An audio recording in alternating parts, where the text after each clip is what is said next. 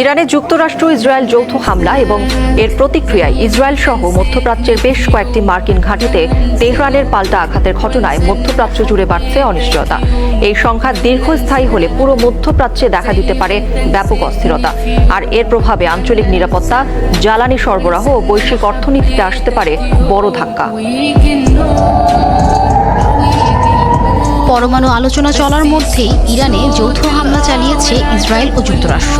তাদের এই হামলার পাল্টা প্রতিক্রিয়াও দিয়েছে তেহরান। বিশেষজ্ঞদের মতে, টানা সংঘর্ষ চলতে থাকলে তা সামরিক সংঘাতের বাইরে গিয়ে আঞ্চলিক অস্থিরতায় রূপ নিতে পারে। বিশেষ করে পারস্য উপসাগর ও হরমুজ প্রণালীতে উত্তেজনা তৈরি হলে বৈশ্বিক বাজারের জন্য আসতে পারে বড় ধাক্কা। তেলের দাম বৃদ্ধি থেকে শুরু করে শেয়ার বাজার অস্থিরতা এবং আন্তর্জাতিক বাণিজ্যে বিঘ্ন, এসবই হতে পারে সম্ভাব্য প্রভাব।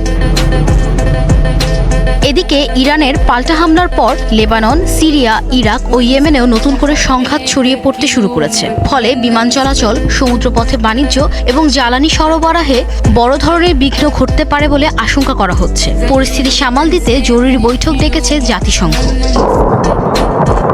মধ্যপ্রাচ্যের ভৌগোলিক ও অর্থনৈতিক গুরুত্ব বিবেচনায় এখানে দীর্ঘস্থায়ী অস্থিরতা বৈশ্বিক প্রভাব ফেলতে পারে। বিশেষজ্ঞরা বলছেন, কূটনৈতিক প্রচেষ্টা দ্রুত কার্যকর করা না হলে উত্তেজনা আরও বাড়তে পারে। তবে এখনো পরিস্থিতি পুরোপুরি নিয়ন্ত্রণের বাইরে যায়নি, এমনটাও মনে করছেন কেউ কেউ। সব মিলিয়ে এই হামলার প্রভাব কেবল দুই দেশের মধ্যেই সীমাবদ্ধ না থাকার সম্ভাবনা বেশি। মধ্যপ্রাচ্যের স্থিতিশীলতা এখন অনেকটাই নির্ভর করছে পরবর্তী কয়েকদিনের কূটনৈতিক ও সামরিক পদক্ষেপের উপর। Rahnuma Farmin, DBC news desk. Niacinamide ও স্যালিসাইলিক সমৃদ্ধ লিলি ফেস ওয়াশ, যা ফেসের ডেড স্কিন সেল দূর করে দেয় দ্বিগুণ ফাস্টার ব্রাইটেনিং।